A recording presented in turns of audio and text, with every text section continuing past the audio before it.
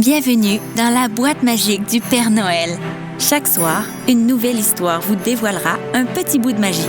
Une série imaginée par Aileen Fortin, racontée par moi, Catherine Poirier-Roy, avec la participation narrative de Patrick Lapierre. Un jour à la fois, ouvrez les 24 boîtes des 24 premiers Noëls. Le deuxième Noël. Après sa mésaventure de l'année précédente, le Père Noël passa les mois suivants à réfléchir. Comment annoncer aux familles qu'il voulait simplement leur offrir de la joie? C'est alors que les lutins eurent une idée géniale. Et si on leur demandait de mettre un grand arbre décoré dans leur maison? Un signe spécial que tu es le bienvenu?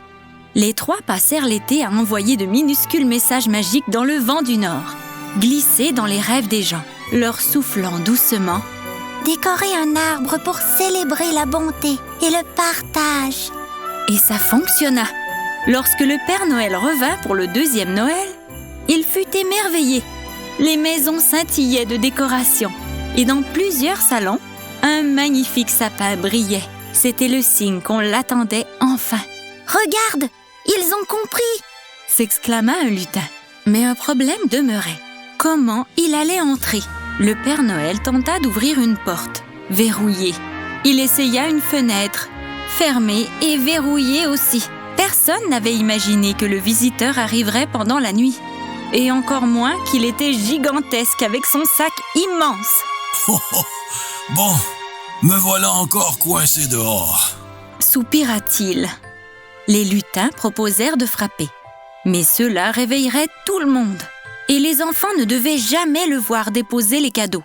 Le Père Noël fit quelques essais. Passer par une fenêtre, trop étroite. Ramper sous une porte, absolument impossible. Même entrer par un soupirail, catastrophe.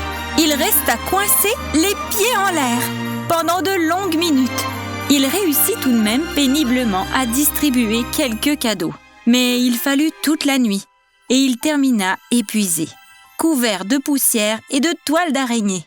Assis dans la neige, il reconnut. Le sapin, c'est une bonne idée, mais ce n'est que le début. L'an prochain, il faudra inventer un moyen d'entrer sans se faire remarquer et sans se coincer. Oh, oh, oh, oh. Les lutins étaient déjà en train de griffonner des idées sur des flocons de papier. On trouvera! Promis! La boîte magique du Père Noël se referme doucement. Si tu veux savoir comment Noël est devenu Noël, reviens demain pour la suite de l'histoire.